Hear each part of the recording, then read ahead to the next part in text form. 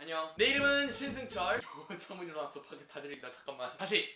내 이름은 신승철. 오늘 주제는 바로 전학생이지. 내가 사실 이 비디오 대본 쓰다가 지금 시간이 없어가지고 지금 대본 없이 하는 건데 어떻게 된지 한번 보자. 그리고 시간이 없는 관계로 난 지금 저녁을 먹으면서 하겠어. 야!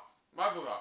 이거 누구든 간에 인생에 딱 한 번, 최소 딱 한 번은 전학생이었던 적이 있을 거야 분명히. 아니 한번 봐라. 네가 초등학교 1학년 때 네가 초등학교를 처음 들어가면 그게 전학생 아니야? 아니구나. 그건 신입생이구나. 영어로는 거의 똑같은데. 어쨌든 너처럼 도시로 이사가서 저기 새 학교 입학하면 그게 전학생 아니야. 그리고 그런 학교 전학가면 아는 애들 한 명도 없겠지. 와 재밌겠다. 나는 전학생이었던 적이 수없이도 많아. 5번은 넘어 분명히. 나는 왔다 갔다 이사를 많이 해가지고 할 수 없이 학교를 많이 들을 수밖에 없었어. 그리고 내가 새로운 학교를 갈 때마다 아는 애들 한 명도 없고 아는 사람은 오직 나 혼자 내 자신밖에 없어. 자 스토리 모드로 들어가나요? 나는 처음 외국 생활을 한 게 3학년 1학기를 마치고 있는데 내가 캐나다를 그때 처음으로 갔어. 살러. 여행 말고 여행은 이미 전에 갔으니까. 근데 생각을 해봐. 내가 한국에서 10년 동안 살았는데 불구하고 새로운 나라에 가서 잘하지도 못하는 언어를 말하고 아는 애들 한 명도 없는 학교에서 처음 전학한 거야. 너는 잘 모를 수 있겠지만 더럽게 힘들다. 아니 아무리 내가 어렸을 때부터 영어를 해도 그렇지 야 4학년 때 캐나다 외국 가서 영어 하는 거는 진짜 또 다른 차원이야. Next level you hear me? 거기 가서는 영어 안 되지 아는 애들 한 명도 없지 되는 게 거의 하나도 없더라고. 그래서 거기 캐나다에서 첫 해 보낸 4학년이 별거 없었어. 그냥 일어난 건 별거 없다고. 아니 내가 영어가 되면 친구랑 사귀기라도 하지. 아니 영어가 잘 되니까 친구도 못 사귀는 거 아니야. 거기 캐나다에서 2년 동안 살고 난 다시 한국으로 돌아갔어. 그리고 내가 나왔던 초등학교로 다시 들어간 거지. 그래서 어떻게 보면 전학생 같기도 하는데 이미 다녔던 학교로 다시 돌아간 거라서 뭐 전학생을 할 것도 없어. 그래서 거기서 그냥 아는 애들이랑 내가 몇 년 전에 알았던 애들이랑 그냥 같이 놀고 그런 거지 뭐. 근데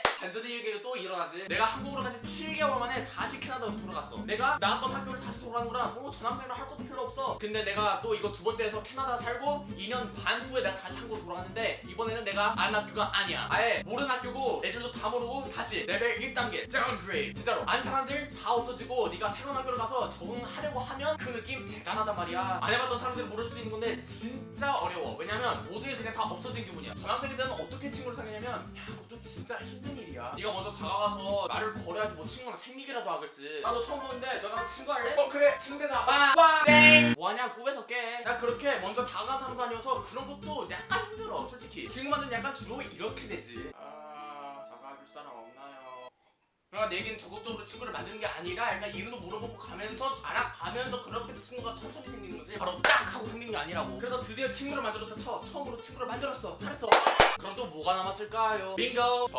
적응하는 것도 시간 더럽게 오래 걸려. 난 주로 적응 잘한 편이야. 사람들이 똑같이 다 그렇게 말해. 그래서 걔네만 들어보면 좀 적응 잘한 거 같긴 해. 그리고 학교 처음 들어가면 니네 주변에 있는 학생들 이름 다 외워야지. 선생님들 다 알아야지. 뭐가 다른지 또 알아야지. 적응하는 거 진짜 오래 걸린단다. 진짜로 하루 이틀만 해야 되는 게 아니야. 그래서 어느 학교를 처음 들어가면 니를 도와줄 애들 몇 명을 좀 친구로 데리고 있어야 해. 그런 애들 친구로 삼아가지고 좀 알려주고 학교에서 좀 더 알아가고 그래서 또 적응을 또 잘할 거 아니야. 내가 한국에서 전학생 됐다 했지. 난 1년 전에 여기 미국 와가지고 또 전학생 했어. 처음 전학 갔을 때 학교가 너무 커가지고 날 길을 잃어버렸어. 아니 전학생인데 학교 좀 커야지. 대빵 크잖아. 학생은 거의 2,000, 3,000명이 된다는데. 그래서 내가 학교 첫날인가 둘째 날인가 내가 언어 수업을 가려다가 그냥 길에 있던 선생님한테 뭘 물어보고 길 찾아가 했었어. 근데 말로 듣기로는 여기 미국에서 11학년 때 전학하는 애들은 많이 없다고 들었어. 그거 하면 거의 미친 짓. 아니 생각해봐. 누가 그렇게 스트레스 쌓이고 시험 볼 게 엄청 많은 11학년 때 누가 전학하고 새로운 학교에 적응하고 새로운 친구들 만들고 그러고 하기 쉽겠니? 근데 나는 특별한 케이스. 와 맛있다. 이거 빗자루라고 내가 이거 처음 먹어본데 오늘 나쁘지도 않네.